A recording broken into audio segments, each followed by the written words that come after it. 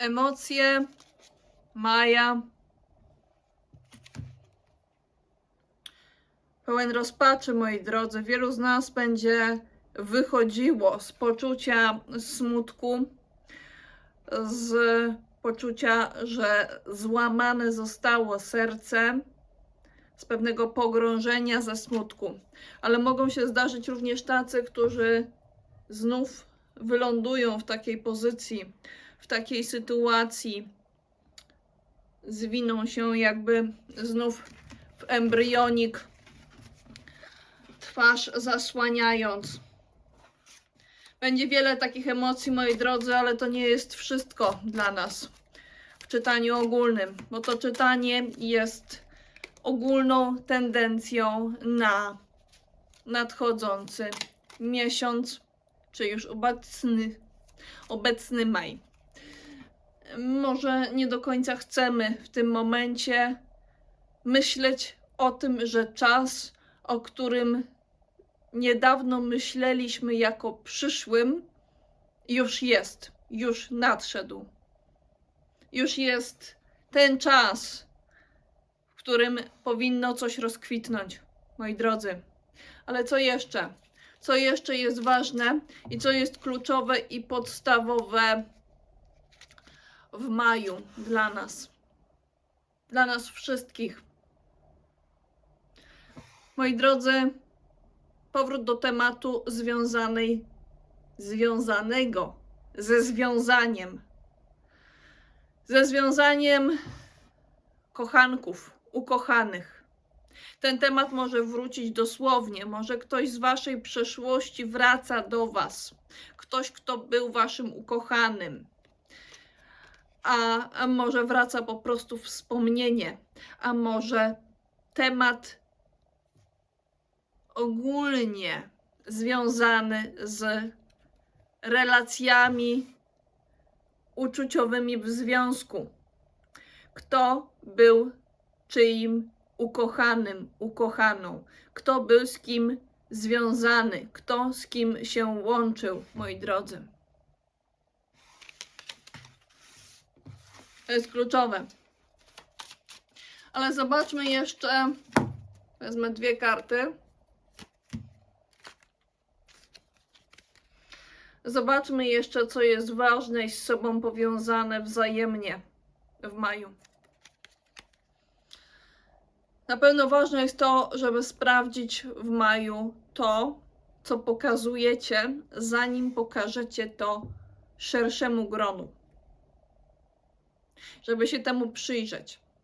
Bo mogą być pewne takie elementy, które należałoby w jakimś sensie zakryć, mniej lub bardziej ocenzurować, zanim to zostanie ujawnione i pokazane, albo w ogóle może nie powinno być ujawnione czy pokazane. Może być wiadomo, o co chodzi, ale taki bezpośredni przekaz może być gdzieś wyblurowany, chce mi się powiedzieć, więc może takie właśnie rozmycie będzie znaczące w maju.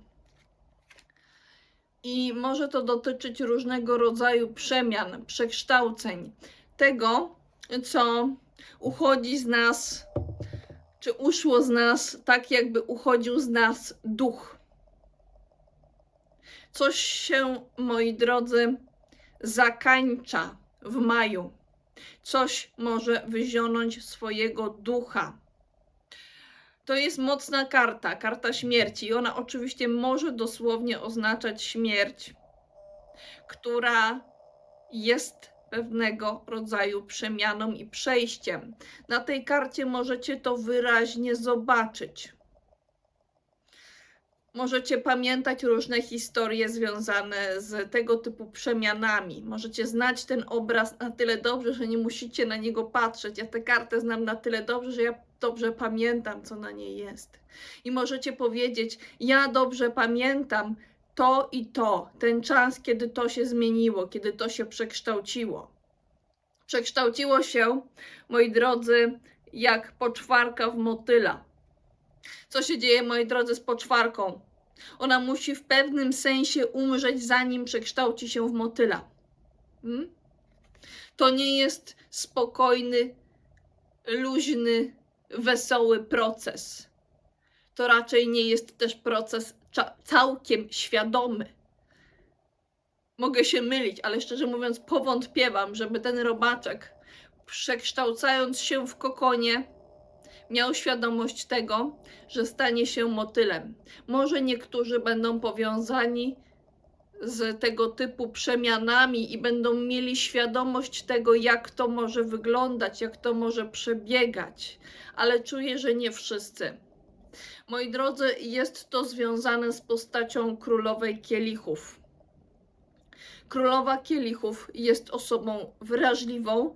To może być taka osoba, która chce wszystkich przytulić, a jeżeli zobaczą, że komuś jest przykro i smutno, to może z nimi zapłakać, czy zapłakać nad ich losem, ale niekoniecznie zawsze nad wszystkimi.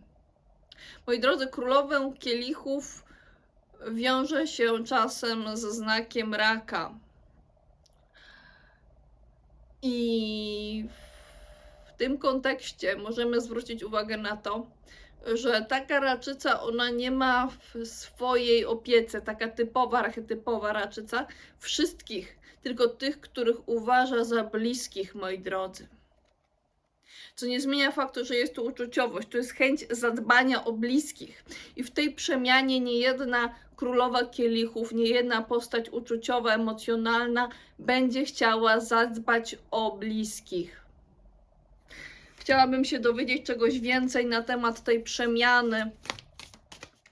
I w tym celu wylosuję kartę. Ta przemiana jest związana z lękiem, moi drodzy. A może nawet z wieloma różnymi. Czego się boimy? W jakich sytuacjach zasłaniamy twarz rękoma? Albo w jakiej moglibyśmy w tym momencie? Jak sobie to wyobrażamy? Czy mamy wtedy poczucie, że nad głową lata nam stado różnych kruków? Czy są to różne słowa, myśli, koncepcje, które krążą nam nad głową i sprawiają, że nie chcemy patrzeć na rzeczywistość? Ta przemiana może dotyczyć zmiany patrzenia na rzeczywistość, czy otworzenia oczu na świat. Ale tak naprawdę nie widać, jaki to jest świat. Chodzi głównie o otworzenie oczu, o odłożenie poduszki na bok i spojrzenie przed siebie. Co możecie zobaczyć, moi drodzy, jeśli spojrzycie przed siebie? Co możemy właściwie zobaczyć? Bo to są karty dla nas wszystkich. Coś tu chce wyjść, coś tu się pcha. Więcej niż jedną kartę wezmę, ale będzie to ta. Będzie to ta. I będzie to ta. Coś tam się chybocze w środku, jakby coś chciało się jeszcze rozsypać. I możecie czuć potrzebę, żeby coś uporządkować i poprawić, mimo że nikt nie musi widzieć tego waszego porządkowania. Można o tym powiedzieć, ale niekoniecznie będzie to dostrzeżone. Może chcecie sobie zrobić porządek po prostu w głowie. Neptun przeszedł do znaku barana. Wycofa się jeszcze, ale znów wróci. Sądzę, że temat tego, czy mamy bałagan w głowie naszej, bo baran to jest głowa, temu znakowi odpowiada ten organ.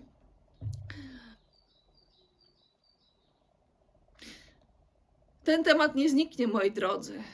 Będzie o tym jakby śpiewane, jakby ptaszki różne będą ćwierkać i zwracać uwagę na to. To nie muszą być tylko kruki i wrony, moi drodzy. Jak otworzycie oczy i popatrzycie przed siebie, to co możecie zobaczyć? Są różne możliwości i opowiem o każdej z nich. Moi drodzy, to może być 7 buław, to może być odwrócony król pentakli, to może być 5 pentakli. I jesteście ciekawi lub nie, a pewnie trochę jesteście, skoro tutaj jesteście, to jeśli otworzycie oczy, to dowiecie się, która wersja jest wasza. Warto przestać na chwilę przynajmniej koncentrować się na tych różnych tematach, które próbują nam szeptać do ucha i mówić nam na przykład, co się może nie udać, że czegoś będą na pewno złe konsekwencje, że to ci nie wyjdzie, to ci się nie spodoba, to wyjdzie źle, ktoś jest taki, ktoś jest siaki.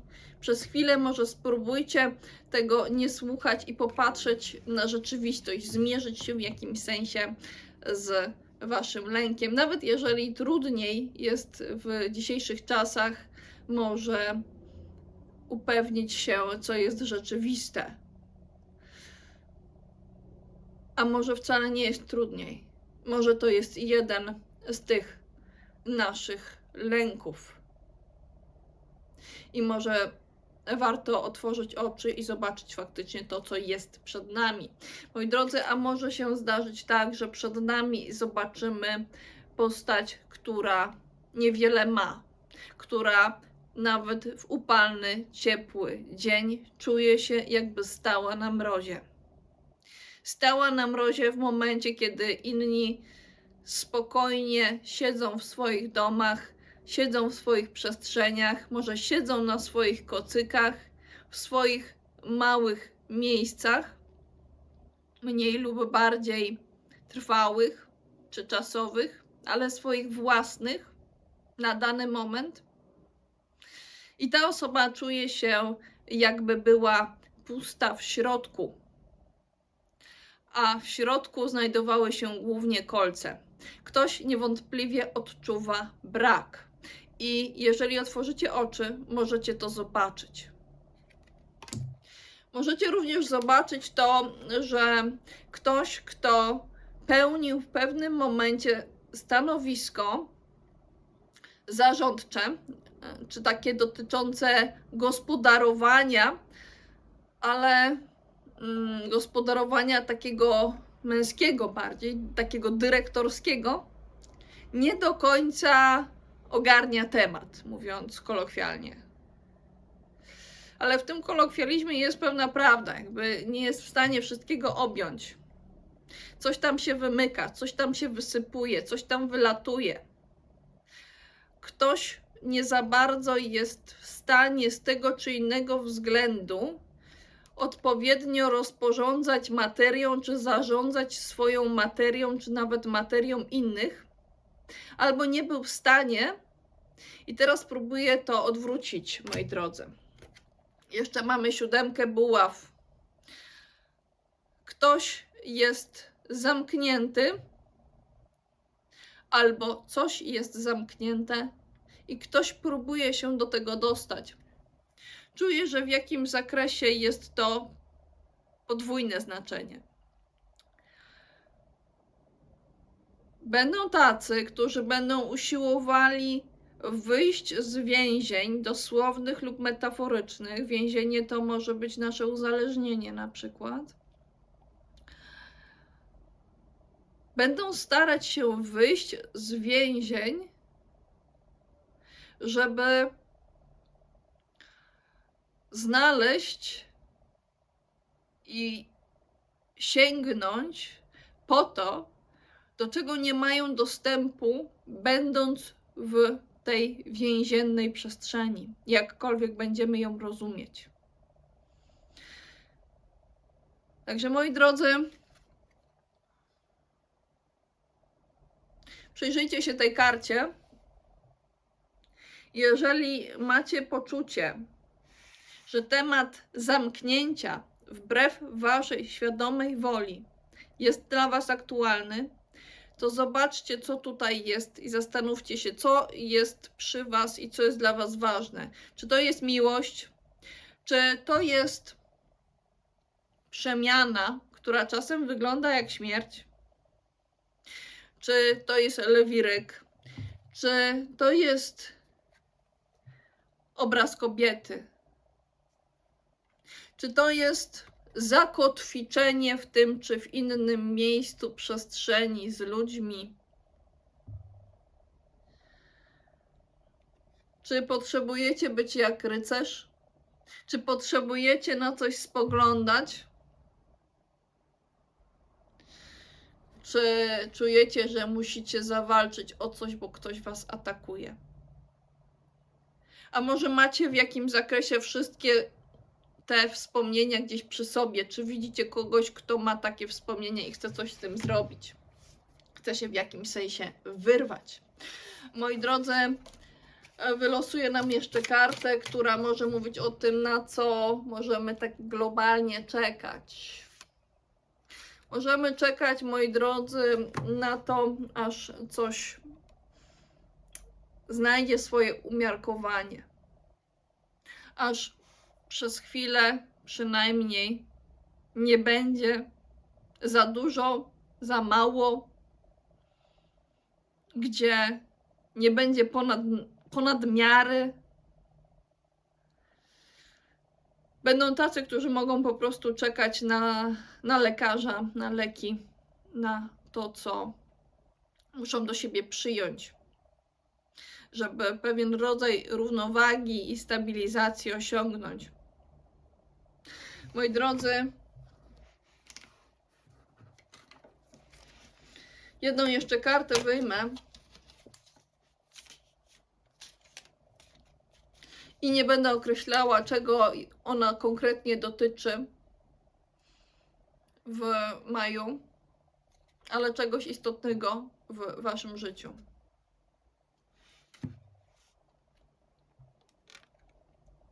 To jest taka karta, niby karta tarota, nie tarota. Ona wskazuje czakry. Może potrzebujemy znaleźć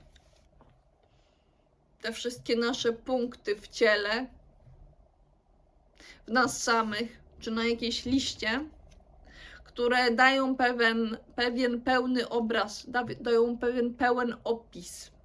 I mają w sobie trochę coś mistycznego, jednocześnie będąc po prostu dosłownie wypunktowanym. Wyglądajcie tych punktów, moi drodzy. Wszystkiego dobrego i zapraszam was oczywiście, żebyście słuchali kolejnych znaków. Znaczy znaków, bo to jest ogólne czytanie dla nas wszystkich. Takie znaki wam przekazuję. No i potem znaki powiązane z kartami.